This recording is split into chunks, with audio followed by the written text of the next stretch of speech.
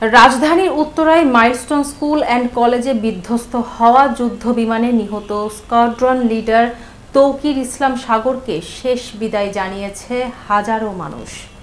মঙ্গলবার বিকেল 4:30টায় রাজশাহীর মুক্তিযুদ্ধ স্মৃতি স্টেডিয়ামে জানাজা শেষে সোপুরা কবরস্থানে দাফন করা হয় এই বীর বিমান সেনাকে।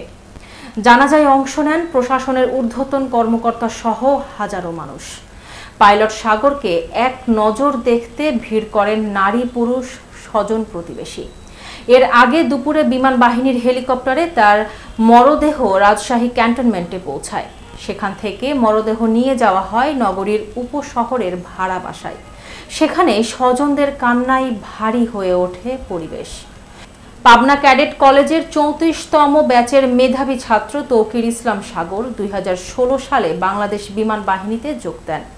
তার গ্রামের বাড়ি চাঁপাইনবাবগঞ্জের শিবগঞ্জে হলেও পরিবার নিয়ে দীর্ঘদিন রাজশাহীতেই বসবাস করতেন তিনি। সোমবার দুপুরে রাজধানীর উত্তরায় মাইলস্টোন স্কুল অ্যান্ড কলেজের উপর ভয়াবহ দুর্ঘটনায় বিমান বিধ্বস্ত হলে পাইলট তৌকির সাগর শহীদ হন। এই দুর্ঘটনায় বহু শিক্ষার্থীও হতাহত হয়। তৌকির ইসলাম সাগরের বীরত্ব আর আত্মত্যাগে শোকস্তব্ধ পুরো দেশ। জাতি শ্রদ্ধাভরে স্মরণ করছে এই শহীদ বিমান সেনাকে।